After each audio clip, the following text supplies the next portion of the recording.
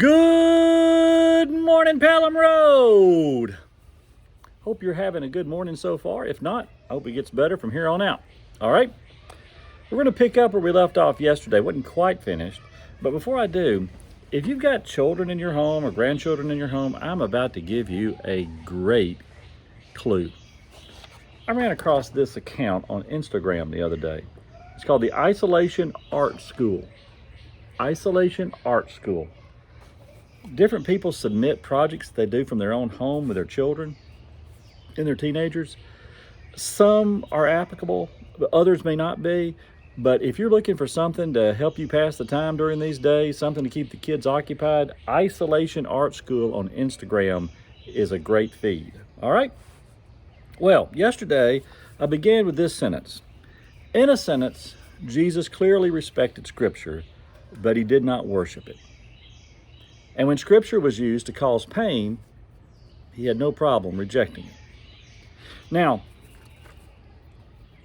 no one would say that the Old Testament Scripture or Jewish practices of that day were welcoming practices.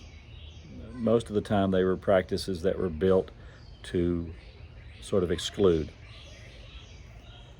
I don't know about you, but I can still remember the 3D rendering of the temple that sat in our second grade Sunday school classroom.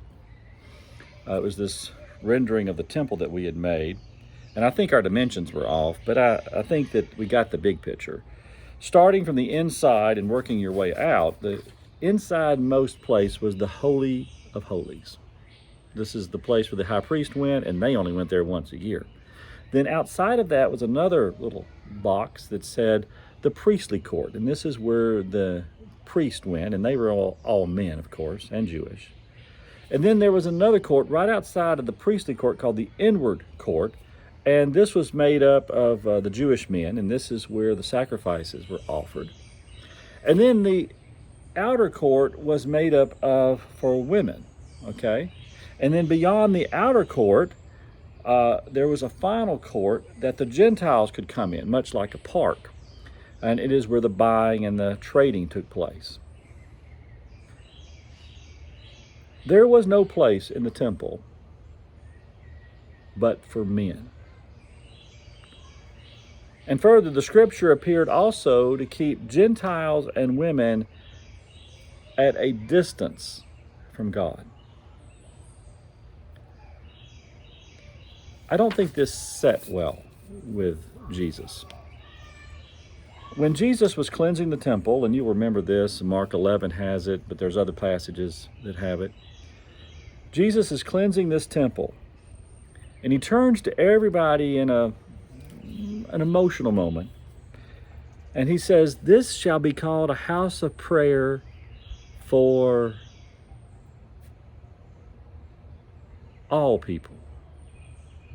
All people. You see, Jesus is always trying to make the welcome a bit broader. He's trying to open the doors a bit wider.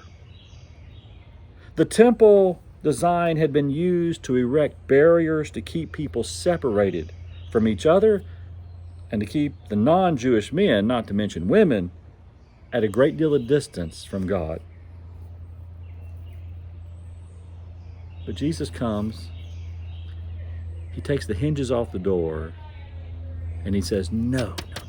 This place will be a place of welcome for all people. You see, what I think Jesus is doing is he's calling us towards welcome.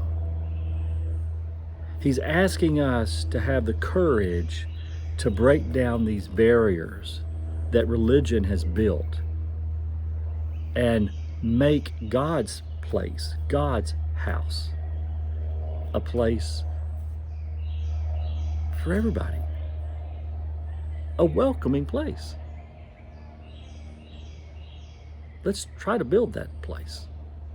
Let's continue to build that place. And let's not let anybody come in and make it a place of prayer for these people or those people or our people. Let's keep it the way Jesus wants it. A place of prayer for all people.